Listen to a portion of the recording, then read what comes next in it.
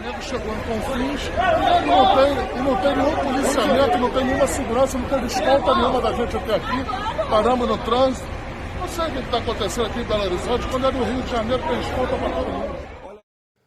Quero deixar bem claro que eu estou com o Marcos Braz em gênero, número e grau. É inadmissível um clube de ponta, de primeira linha do cenário nacional aí, um grupo de Série A como o Atlético Mineiro, não disponibilizar uma escolta policial para um outro clube de ponta que está visitando a sua cidade para jogar contra eles mesmo, não disponibilizar a escolta policial para poder chegar e dar uma moral para o Flamengo, né, gente? A gente sabe que tem um monte em todos os clubes. Nós temos um monte de marginais travestidos de torcedores.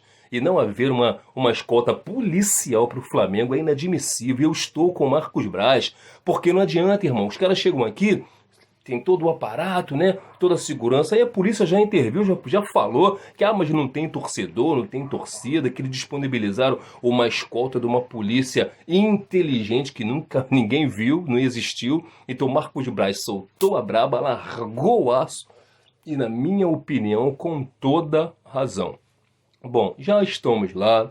Inclusive, chegamos com 3 novidades, 3 reforços caseiros, já que Arrascaeta, Pires da Mota e o Isla se encontram relacionados com a equipe. Será que teremos novidades no time titular?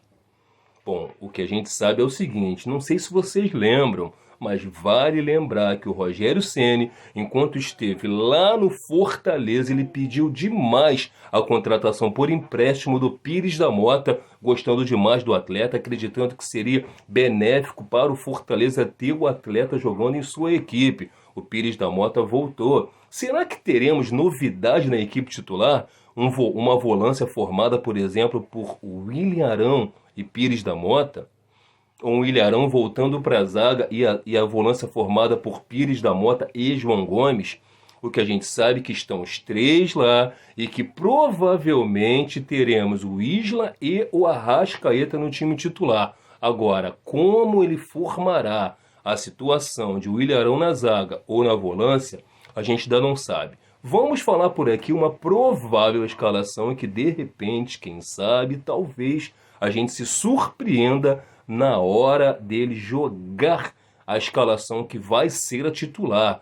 Poderemos ter, quem sabe, uma surpresa com Pires da Mota no time titular aí. Bom, provável escalação: Diego Ribas, Isla, porque eu acredito que o Mateuzinho deve voltar para o banco, embora muita gente peça ele de titular, inclusive a maioria. Felipe Luiz na lateral esquerda. A zaga deve ser formada por Rodrigo Caio e Gustavo Henrique. A dupla de volância deve ser ali formada por William Arão e o João Gomes. Bom, eu acho que sim. A Arrascaeta volta ao meio de campo com Michael, Bruno Henrique e o Pedro, formando a linha de frente ali. Provavelmente o Arrascaeta deve vir livre para poder só ali armar no meio de campo, ficar mais tranquilo com uma dupla de volantes ali, de 2 primeiros volantes ali de William Arão e João Gomes, podendo de repente, quem sabe, ter um Pires da Mota. Quero estar atentando por aqui porque o Rogério Ceni gosta dele, então de repente, quem sabe aí, né, o Gustavo Henrique foi muito criticado no último jogo. O William Arão e o Rodrigo Caio formaram a dupla de zagueiros que menos falharam no campeonato. Não espantem se a dupla de zaga for formada por William Arão e Rodrigo Caio e termos uma dupla de volantes diferentes hoje, formada aí por João Gomes e Pires da Mota.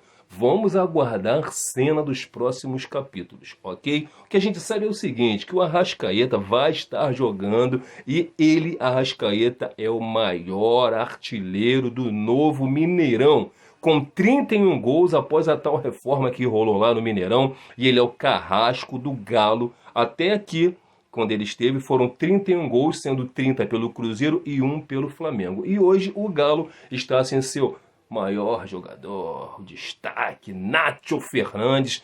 Dizem que ele não joga, que será um desfalque sim para os caras, mas o Atlético Mineiro tem um elenco vasto, um time titular muito bom e acredito que poderá sim fazer falta, mas não tanto como faz sim se o Arrascaeta, por exemplo, não jogar pelo Flamengo. A gente viu esses jogos aí que ficaram aí sem Gabigol, sem Arrascaeta, sem Everton Ribeiro, como é que foi. Hoje o Arrascaeta volta, porém, na minha concepção, galera, eu quero demais que o Flamengo ganhe. Eu quero demais que o Flamengo arrebente, que dê uma goleada e que seja hoje o pontapé inicial de uma redenção, de uma melhora para os nossos tris, todos os tris que vão vir por aí, principalmente Campeonato Brasileiro, Libertadores, Copa do Brasil. Porém, eu acredito, pelo que eu estou vendo, que há uma grande possibilidade do Rogério Ceni ser fritado no jogo de hoje. Acredito que tem essa possibilidade. O Flamengo tomar-lhe uma cipuada hoje para ir embora. Eu penso dessa forma. Tomara que eu esteja errado. Bom, e por pensar nessa forma e rimar com o mercado da bola, vamos estar comentando o mercado da bola aqui. Renato Gaúcho, seria bom para vocês? Coloca nos comentários por que o Renato Gaúcho seria bom para estar vindo para o Flamengo. E o Renato Augusto, vem ou não vem? Porque a gente sabe que ele está muito afim de vir. Já disse que dá uma moral no seu salário. Está afim de trocar uma ideia lá com o time.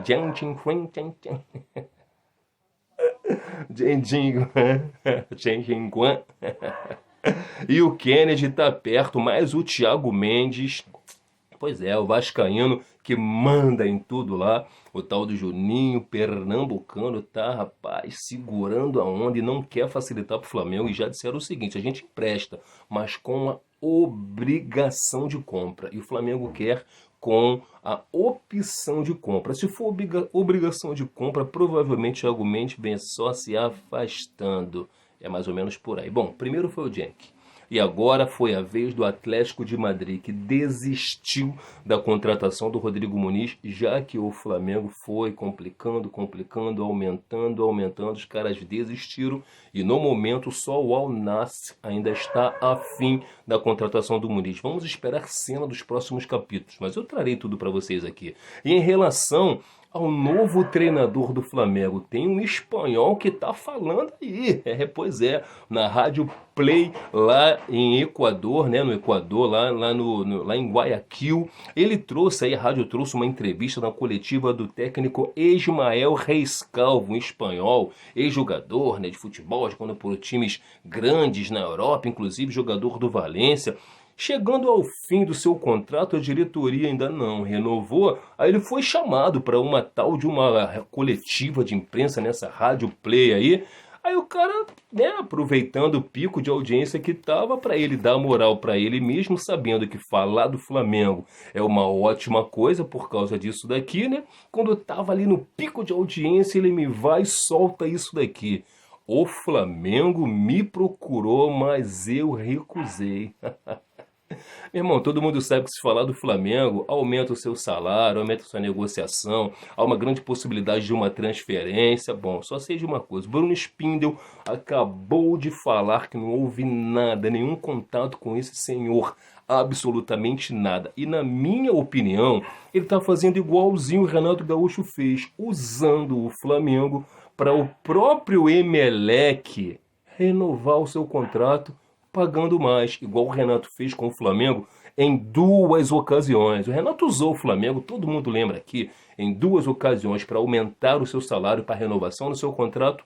E o que Ismael Reis Calvo está fazendo é a mesma coisa, para aumentar um salário no Emelec ou se transferir para outro clube ganhando mais. É mais ou menos por aí. Rapaziada, tamo junto, saudações rubro-negras. Hoje tem Mengão. Se inscreve no canal para dar aquela moral para esse negrão. E daqui a pouco, logo em breve, estaremos de volta com mais um vídeo aqui do nosso Clube do Fla. Valeu!